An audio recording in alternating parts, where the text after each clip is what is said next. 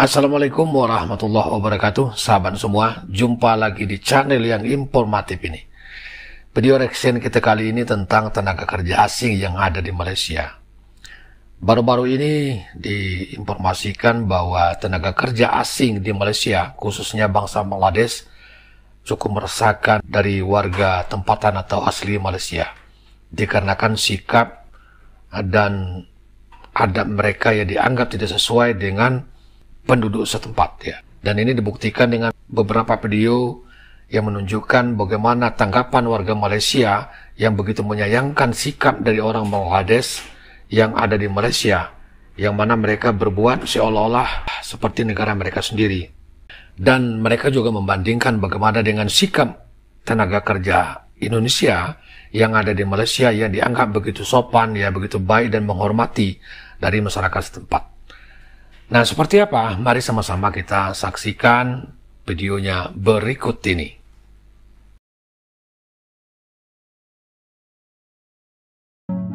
Orang Melayu miskin, mereka menjual tanah.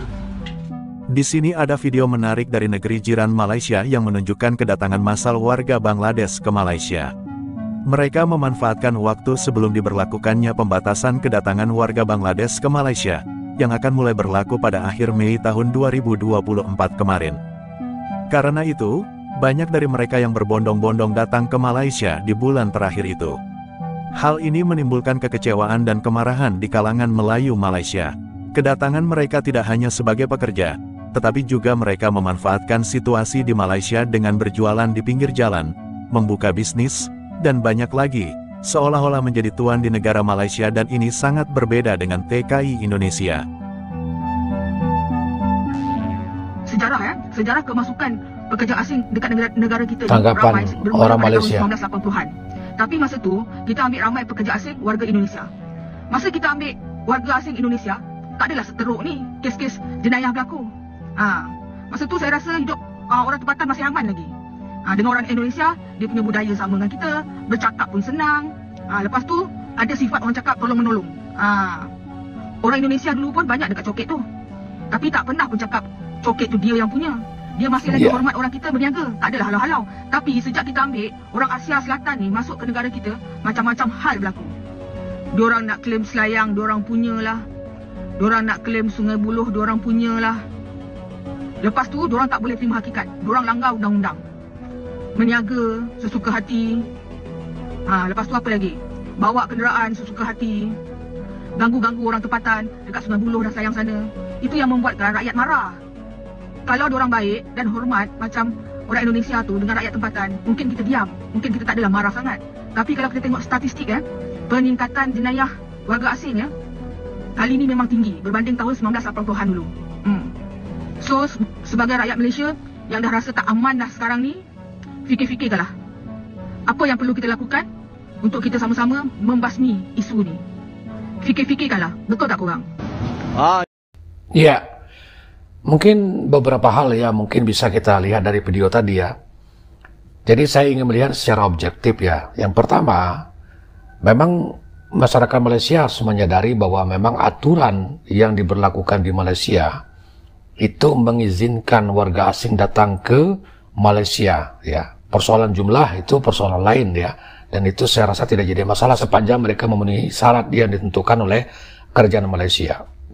Di samping itu memang Malaysia membutuhkan tenaga kerja yang banyak ya untuk bekerja di perusahaan-perusahaan atau kilang-kilang yang ada di Malaysia, dan itu tidak cukup dengan tenaga kerja yang ada di Malaysia. Namun mungkin yang perlu dilakukan sebagai perimbangan dari izin yang diberikan oleh kerajaan Malaysia kepada tenaga kerja asing adalah bagaimana mereka membuat sebuah aturan yang betul-betul mampu memberikan proteksi terhadap sikap-sikap dan hal-hal yang dianggap mengganggu bagi warga atau masyarakat setempat ya. Kita ambil contoh di Indonesia ya. Di Indonesia, di samping ada aturan formal, kita juga mendorong bagaimana adat itu mampu menjaga kehidupan secara baik ya, sehingga betul-betul menjadi proteksi bagi warga asing yang datang ke Indonesia. Kemudian yang kedua, tanggapan dari warga Malaysia tadi terhadap sikap yang dilakukan oleh warga asing, khususnya Bangladesh, ya saya rasa wajar juga ya. Dikarenakan kita sebagai warga asing, walaupun kita punya izin ya tinggal bekerja di Malaysia, sebagai warga asing tentu kita juga harus menunjukkan sikap hormat terhadap warga tempatan atau warga asli ya. Jadi kita tidak bisa berbuat semua mau kita ya. Nah itu yang saya tangkap ya. Ini Bangla sini buat satu kedai. Kalau tengok sini dia boleh buka tepi jalan pun dia boleh buat satu kedai. Ini kerusi dia kasih taruh, dia cakap ini kereta. Jadi mereka betul-betul resah ya dengan sikap orang Bangladesh ya. Tengok ni muka. Ini tak tahu siapa kasih lesen. Nanti besok ni lebih care lah. Mesti angkat tindakan lebih care lah. Warahmatullahi taala wabarakatuh. Bila saya turun ke lapangan, jadi memang ramai orang Bangladesh datang ke Malaysia. Banyak warga Bangladesh dan rata-rata warga asing. Saya nak tanya dekat kerajaan Malaysia, ini negara Malaysia ataupun negara Bangladesh? Ini penuh penjagaan di dalam Malaysia, penuh dengan warga Bangladesh dan warga asing. Saya nak tanya dekat kerajaan Malaysia lah ini. Ini negara Malaysia kan negara Bangladesh? Kenapa apa yang berlaku di Jalan Silang? Saya nak tanya dekat kerajaan Malaysia ni, tolong jawab. Itu saja saya nak tanya. Ini semua Bangladesh memang ramai Bangladesh si.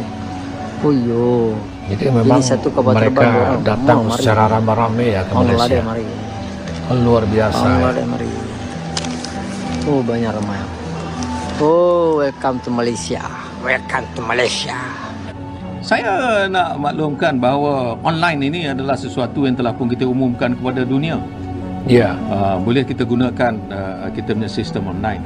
Aturan seperti itu. Ada orang pula kata, no, tak boleh guna sistem online ni. Apa pasal pula? Ini sistem yang kita gunakan. Jadi, ianya bukan hanya untuk Indonesian, tapi untuk semua warga asing yang datang, yang perlukan visa, boleh buat secara online. A few moments later. Lambakan warga asing di Malaysia bukan sesuatu yang baru lagi. Malah, baru-baru ini Menteri Pelancongan dan Kebudayaan, Datuk Seri Nazri Aziz mengalu-alukan rakyat Bangladesh untuk membuat permohonan dalam program Malaysia Rumah Keduaku. Kenyataan itu telah mendapat pelbagai reaksi di kalangan masyarakat, termasuklah rasa bimbang dan marah dengan kehadiran warga negara Bangladesh yang semakin ramai di Malaysia. Rakyat kita sendiri pun tak ada kerja tau sebab masuk diorang. Sebab masuk ke orang luar ni kan. So saya memang tak agree lah benda ni. Memang langsung tak agree. Saya rasa tak masuk akal lah benda ni. Tak tahu lah, saya tak tahu nak cakap, masih tak masuk akal langsung. Jadi Bangladesh tak jadi Malaysia, jadi Bangladesh. So apa pandangan ni? Saya rasa tu macam membuatkan negara kita lebih, dia punya ekonomi lebih jatuh lah sebenarnya. Sebab apa?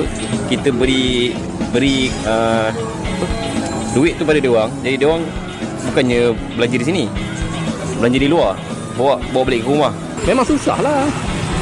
Kita cukup lah. Dia orang datang bekerja macam sekarang, kita tak kisahlah bekerja kan. Kalau jadi rakyat Malaysia memang abang tentang lah. Sebab apa dia nak, tanya dia lah. Mungkin isteri kedua dia orang Bangladesh, kita tak tahu itu. Kita mana boleh simply bagi macam tu je. Mungkin ada agenda lain lah kot. Dia nak apa? Nak bagi IC tu dekat rakyat Bangladesh tu. Lagi-lagi nak dekat election ni mana kita tahu kan. Mungkin dia tahulah sendiri bunyi hantu ke apa kan. Sehubungan itu, kami telah membuat tinjauan di kawasan yang padat dengan warga Bangladesh dan memaklumkan kepada mereka berkenaan kenyataan Datuk Seri Nazri Aziz itu. Seperti yang dijangkakan, kebanyakan mereka sememangnya sangat sukakan negara ini dan mahu membuat permohonan untuk tinggal di sini selama-lamanya. Ya, jadi dengan program dari pemerintah Malaysia yang menjadikan Malaysia sebagai rumah kedua, sebenarnya harus diikuti dengan kesiapan masyarakat. Ya. Artinya harus diberikan pemahaman dan sosialisasi. Malaysia harus menerima dengan terbuka kedatangan dari seluruh warga asing yang datang ke Malaysia. Jadi harus seimbang ya antara program yang dibuat dengan kesiapan masyarakat menerima warga asing dan bagaimana aturan itu bisa mengawal dari pola tingkah laku warga asing yang datang. After 5 years you get permanent citizenship in government Malaysia. Yeah. So now what to do? their process is very difficult. Second home in Malaysia for Bangladeshi people. I want to know. Tuanku, kamu tolonglah hantarkan kepadanya. Tak sekarang salah ke Bangladesh nak bercuti dekat depan KLCC sampai ramai orang kata dia menyemak kat situ semua benda ni? Apa pendapat hangpa? Katanya Abang Nas lah kat sini lah. Okey, maybe kita orang Malaysia terdapat macam tak macam negara Malaysia dah. Ramai orang Bangladesh atau orang luar kat sana bercuti kat KLCC waktu CNY Chinese New Year cuti baru-baru ni. Tapi lah nak marah pun tak boleh juga sebab depo-depo ni lah yang tolong kita dekat bahagian pekerjaan yang orang tak boleh nak buat. Yang orang Malaysia tak nak buat. Benda-benda yang dangerous, yang berbahaya seperti construction, benda-benda yang dirty. Yang orang Malaysia bukan senang, orang muda nak pergi curongkan, memang tidaklah nak sapu sampah tepi jalan. So apalah salah sangat depa dah berkhidmat untuk negara kita, okey, menyiapkan bangunan-bangunan, membuat kerja-kerja yang orang Malaysia pun tak nak buat. Depa ya. Ini masih ada kaitan dengan video kita sebelumnya ya. Yang mana dikatakan bahwa atau dijelaskan di video sebelumnya bahwa masyarakat Malaysia ini memang dalam hal pekerjaan ini selalu pilih-pilih pekerjaan ya. Mereka tidak mau kerja berat tetapi ingin upah mahal ya. Jadi memang satu sisi mereka harus bersyukur ya dengan adanya bantuan atau kedatangan tenaga kerja asing yang bekerja di Malaysia ya. Sehingga kalau tidak seperti itu maka perusahaan-perusahaan atau kilang-kilang tidak bisa memenuhi kebutuhan tenaga kerja ya.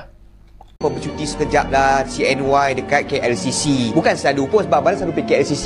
Mana ada selalu mereka ada kat sana. Ada pun tak ramai kadang-kadang. Tapi kalau setiap hari ramai macam tu, aku sikit kepala jugalah. Aku faham je perasaan hampa. Dan kalau hampa nak sangat lah orang Bangladesh tak nak duduk kat Malaysia, tak nak penuh kat sekitar KLCC ni, apa kata kita hantar anak-anak kita ataupun diri kita sendiri kerja dekat bahagian kita tak nak kerja tu yang terbaik kat diorang tu. Apa macam? Apa pendapat hampa? Cuba komen sikit, aku nak dengar. Mestilah.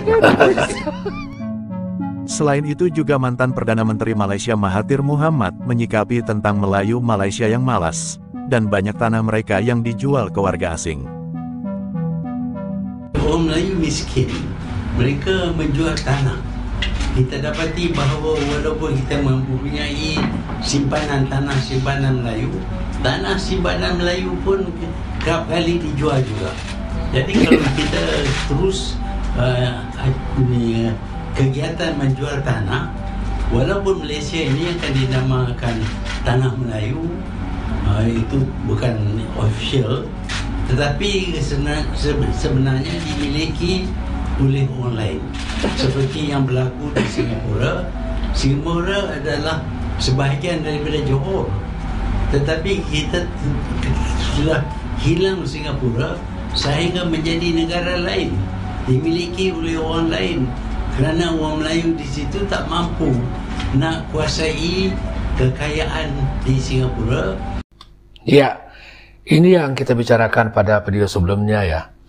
Jadi banyak dari influencer Malaysia ya yang gelisah dengan kepemilikan tanah warga asing di Malaysia, khususnya bangsa Bangladesh ya. Pernah ada video yang mengatakan bahwa orang Bangladesh di Malaysia itu sudah memiliki rumah yang megah ya, kendaraan yang bagus dan ekonomi mapan, dan itu mengalahkan warga-warga tempatan atau asli Malaysia ya. Tetapi saya pikir ya itu juga tidak bisa kita salahkan karena memang tadi dikatakan ya satu sisi aturannya tidak memproteksi ya bahwa bagaimana tentang penjualan tanah yang ada di Malaysia, dan satu sisi juga orang Malaysia banyak yang menjual tanah mereka gitu, sehingga lama-kelamaan mau tidak mau ya tanah itu banyak dimiliki oleh asing. Sehingga wajar orang bangsa Bangladesh ya membangun rumah yang megah ya, punya aset yang banyak di Malaysia karena memang aturan yang mengizinkan itu, dan ditambah lagi dengan tingkah laku atau pola daripada orang Malaysia itu yang selalu menjual tanah mereka ya, seperti dikatakan oleh mantan Perdana Menteri Mahathir Mohamad ini ya. Nak memilih tanah pun bukan orang Melayu, sudah dimiliki orang lain. Sebab itu kita perlu ada satu kempen menghalang penjualan tanah khususnya. Nah, itu dia booming pekerja asing di Malaysia. Banyaknya datang warga Bangladesh, salah satunya karena mereka digaji lebih murah dibandingkan Melayu Malaysia.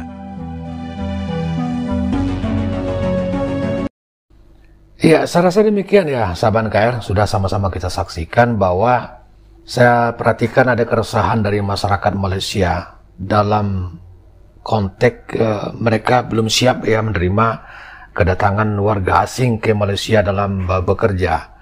Namun demikian, pada kesempatan ini saya juga menghimbau ya kepada seluruh rekan-rekan tenaga kerja Indonesia yang berada di Malaysia, walaupun kita punya izin, kita diperbolehkan tinggal dan bekerja di Malaysia, tetap kita jaga adab dan etika kita sebagai orang Indonesia, sehingga kita tidak dikatakan sebagai warga yang tidak memiliki sopan santun. Kita pertahankan budaya kita Indonesia yang selalu menghormati orang, kemudian menjaga adab dan sopan santun dan menjunjung tinggi nasionalisme Indonesia. Saya rasa demikian. Terima kasih atas kebersamaannya. Wassalamualaikum warahmatullahi wabarakatuh.